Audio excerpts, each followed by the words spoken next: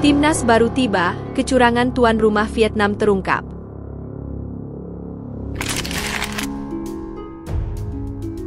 Hơn 12 năm kể từ AFF Cup 2012, Indo mới bị Lào cầm hòa.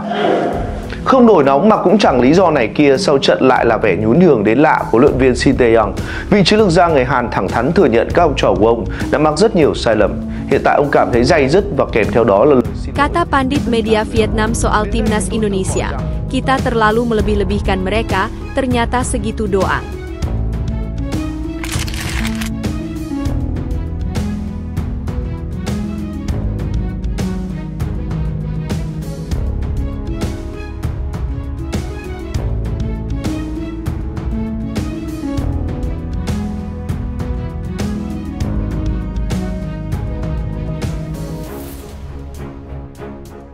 Tiga masalah besar Indonesia saat ditahan Laos di Piala AFF 2024.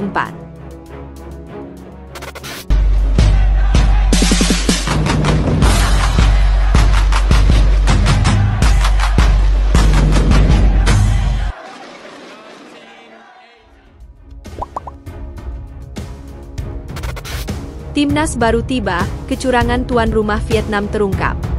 Kecurangan lantaran timnas Indonesia menempuh perjalanan hingga 15.000 km dalam tempo 10 hari sebelum laga melawan Vietnam dalam ajang Piala AFF 2024. Jarak sejauh 15.788 km ini merupakan hitungan kasar perjalanan Indonesia untuk laga melawan Myanmar, menjamu Laos, dan kembali tandang melawan Vietnam dalam rangkaian Piala AFF 2024.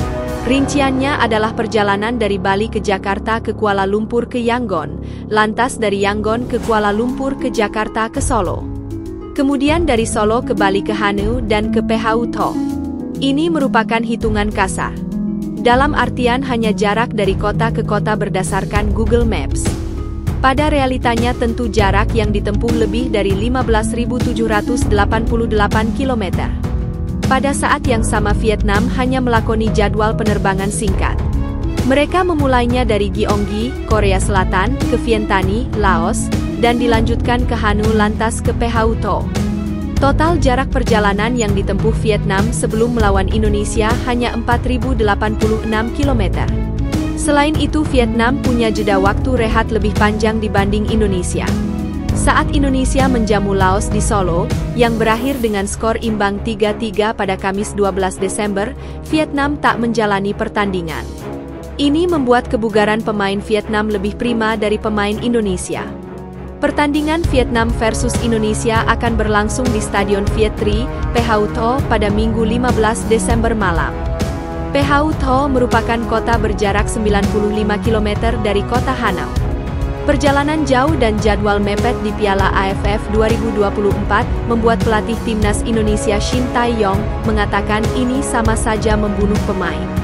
Tidak bisa terjadi jeda antara pertandingan hanya 3 hari. Ini sama saja membunuh pemain, kata STY saat jumpa pers pasca pertandingan melawan Laos yang berakhir imbang 3-3 di Stadion Manahan, Kamis 12 Desember.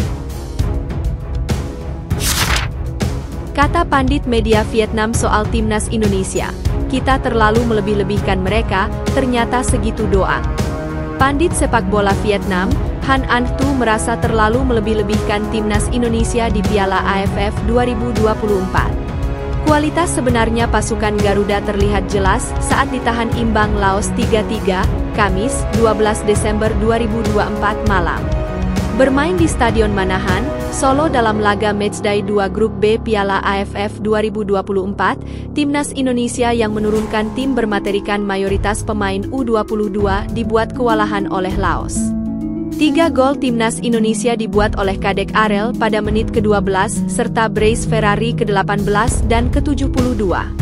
Skuad Garuda harus kehilangan Marcelino Ferdinand pada menit ke-69 yang menerima kartu kuning kedua. Sementara itu, 3 gol Laos berasal dari Phu Somboun Panyapong pada menit ke-9, Phathana Phommathep ke-13, dan Peter Phanthaphong. Laos bermain Spartan sepanjang pertandingan.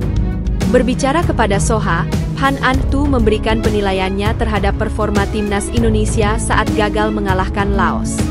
Menurutnya, penampilan kedua tim cukup bagus. Hasil ini tidak ada yang memprediksi. Pertama, Indonesia lebih berkelas, bermain di kandang sendiri, lebih bersemangat, melawan tim Laos yang baru saja kalah 1-4 dari Vietnam, tutur Phan. Hari ini, dari segi kualitas pertandingan, kecepatan pertandingan kita lihat sangat atraktif, skornya ketat, cara bermain kedua tim juga bagus, terutama tim Laos, maju dari segala aspek mulai dari penguasaan bola, taktik, kekuatan fisik. Kemajuan Laos membuat Indonesia tertekan. Terbukti dengan kartu merah pemain terbaik mereka, Ferdinand. Sebelum turnamen dimulai, Indonesia memang masih dianggap kekuatan menakutkan di Piala AFF 2024 meski menurunkan skuad muda. Namun, penilaian tersebut kini berubah. Setelah melewati 2 pertandingan terakhir, semua tim sudah menunjukkan dengan jelas. Kita sudah melebih-lebihkan Indonesia. Mereka tidak punya apa-apa lagi, tutur Phan. Pemain naturalisasi mereka tidak banyak, hanya 1. Pemain muda Indonesia yang bermain seperti ini sudah cukup bagus buat mereka, tidak lebih. 3 masalah besar Indonesia saat ditahan Laos di Piala AFF 2024. Timnas Indonesia racikan Shin Tae-yong masih belum menunjukkan permainan terbaik dalam laga fase grup Piala AFF 2024 melawan Laos yang berlangsung Kamis 12 Desember malam. Kemenangan yang biasa hadir setelah laga melawan Laos, tak dijumpai di Stadion Manahan. Ekspektasi meraih kemenangan tidak bisa terwujud. Timnas Indonesia ditahan Laos 3-3. Selama 90 menit plus berlaga melawan skuad Seribu Gajah, skuad Garuda terlihat masih bermain dengan sederet kekurangan. Berikut 3 masalah Timnas Indonesia saat diimbangi Laos di Piala AFF 2024. 1. Salah oper. Sepak bola adalah permainan tim. Mengoper bola menjadi faktor krusial untuk memindahkan si kulit bundar dari satu tempat ke tempat lain. Kesalahan mengoper bakal menimbulkan permasalahan. Itulah yang terjadi di Timnas Indonesia. Permasalahan ini sudah terjadi sejak laga pertama melawan Myanmar, 3 hari lalu. Ada beberapa pemain yang gagal mendistribusikan bola dengan baik sehingga lawan bisa melakukan intercept. Serangan pun patah di tengah jalan. Lawan jadi punya kendali. 2. Transisi dari menyerang ke bertahan. Permasalahan ini yang lantas membuat Laos bisa mencetak gol. Jika salah oper diibaratkan jatuh, maka transisi dari menyerang ke bertahan yang jelek bisa diibaratkan tertimpa tangga. Sehingga tim merah putih ibarat jatuh tertimpa tangga. Kemampuan Laos mencetak gol tak lepas dari kesalahan Indonesia dalam melakukan peralihan dari momen menyerang ke bertahan. Kesalahan melakukan operan berakibat terjadi transisi. Pemain-pemain yang semula hendak menerjang pertahanan tamu, terpaksa harus berbalik arah karena ada salah umpan yang kemudian disusul gerakan cepat dari lawan. 3. Tak ada gol dari open play. Dari 4 gol untuk Indonesia, termasuk 3 gol dalam laga melawan Laos, seluruhnya bermula dari situasi bola mati. Ini bukan hal buruk, namun seandainya Arhan Fikri dan kawan-kawan juga bisa mencetak gol dari skema open play, maka Timnas Indonesia akan berpotensi melukai lawan dengan berbagai cara. Ada peluang yang tercipta dari open play, seperti yang dimiliki Rafael Struijk atau Marcelino, namun masih gagal berbuah gol.